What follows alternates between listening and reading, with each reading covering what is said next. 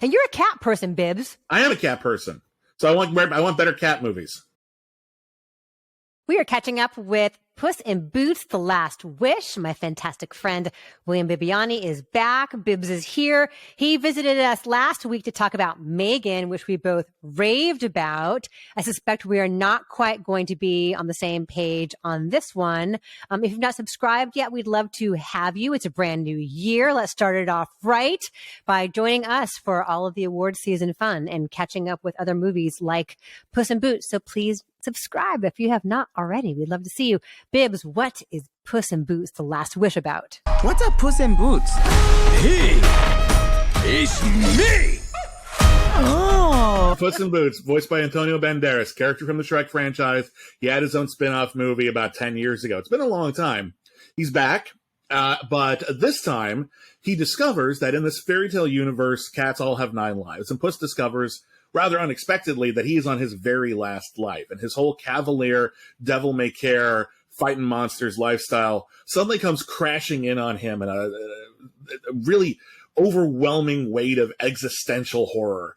And so he decides, after meeting death, to run, flee, absolutely scream away in terror of the inevitability of death and give up his entire career and go to the cat version of a retirement home, which is living with an old cat lady. And every day becomes a pitiful miasma of just drudgery and misery. And then he finds out that there's a wishing star out there, and it's got one wish on it. And he can wish to have all of his lives back. Wouldn't that be great? Problem is, a lot of other people want wishes too, like Goldilocks, voiced by Florence Pugh. We got Salma Hayek's character has returned from the original Puss in Boots movie. And Big Jack Horner, voiced by John Mulaney. They all go on a big good, the bad, and the ugly type treasure hunt to get the last wish in order to get all of the things that they want. But are the things that they want already the things that they have? Yes, it's a kids movie. We're gonna learn valuable lessons. It's a kids movie, but there is stuff in here that is very scary. Like the big bad wolf is essentially the Grim Reaper. He's voiced by Wagner Moura, and he's really terrifying. So I think for little kids, I know this has been out for a little while, but for little kids, it could be very, very scary. And another really important character is Perrito. Their new friend Perrito, who he meets at the crazy cat lady's house, who is voiced by Divine Joy Randolph, by the way. And yes, and it's a Chihuahua pretending to be a cat because he has nowhere else to go, but he's actually a therapy dog. Mm-hmm. And it's adorable and bizarre and hilarious, but also as he explains the abuse and neglect and the trauma that he has been through in this adorable little way with his perky voice and his big eyes. It's a really interesting and kind of disarming contrast as far as how this film depicts grief and trauma and working through it. This is a film that is ostensibly for kids, but it's also for adults. And usually the DreamWorks sort of mold for that is we're going to make a bunch of pop culture jokes that are going to age really badly.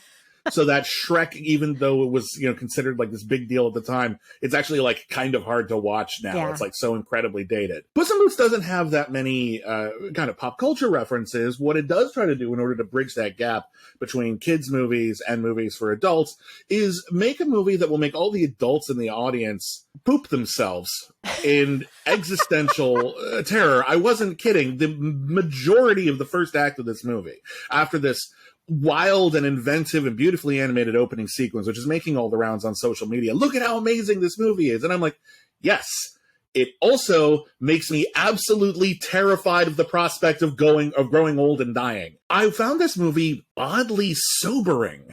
I wasn't oh, what a wonderful fantasy, or oh, what an exciting fantasy, or oh, what a scary fantasy.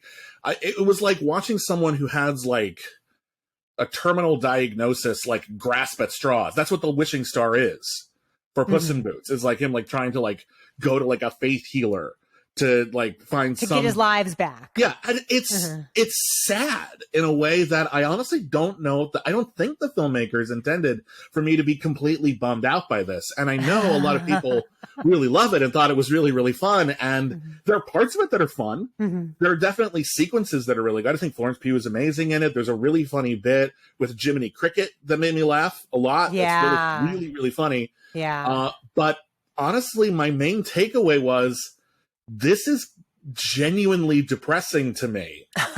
And I don't think that was what was intended. So I have a hard time with this movie appreciating the many good qualities about it, because I think it bummed me out a little bit.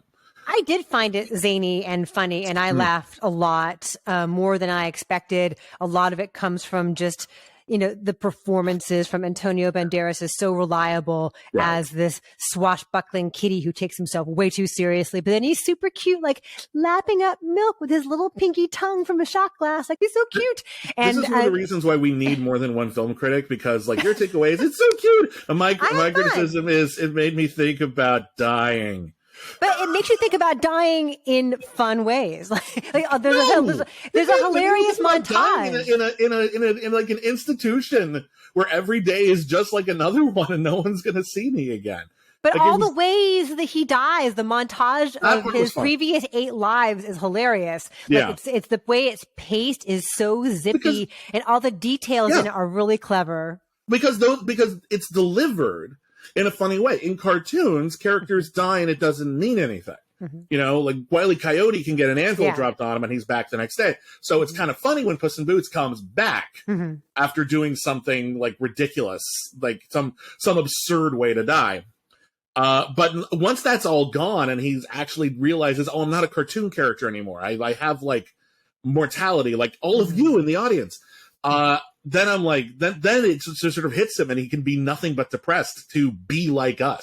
Like the stuff at Mama Luna's cat shelter. Yes, every day is just like every other day, but I found that the humor of that came from Puss struggling to assimilate. Like, he doesn't think he's a cat. He's not going to poop in a box. He's not going to wear a collar with a name on it. Like, and yet he does. He's Puss in Boots. Even Puss in Boots can be worn down by the realities of life. But then that fortifies him and it inspires him to get back out there. Yeah. Right? Listen, he doesn't let life beat him down. I'm not saying it's not all in there. I just think the balance is off. And for me, it's the depressing parts are so front loaded that it threw a pall over all of the really wonderful, fanciful, adventurous stuff in like the second half of the movie. I think the first half was stronger. And as you go along and you realize, it's just like a quest for this MacGuffin-y thing, then it becomes a little saggy and a little less interesting to me. Like, the middle is a bit repetitive. Yeah, the world building off the top is so zippy and paced so well. And then when Salma Hayek Pinault returns as Kitty Softpaws, and they have that kind of playful, flirtatious banter, like that's all fun. Perrito is a great introduction to this. I want a whole spinoff of Florence Pugh and Ray Winstone and Olivia Colman, just like having adventures and stealing stuff. Like, that's cool too. Honestly, I really liked that version of Goldilocks and the Three Bears. I thought that was I would also like to see a spinoff or a series or something with those characters, because they had a fun, interesting dynamic. They made that cool. Yeah, so, but by the end, when it's just like a bunch of purple lights and like zippy blippy stuff, I found that boring, and I found that like everything else. I found it very generic and something I'd seen before, whereas there was inspired stuff along the way leading up to that. And at no point did they play any songs by Smash Mouth. Well, then that's 0 stars.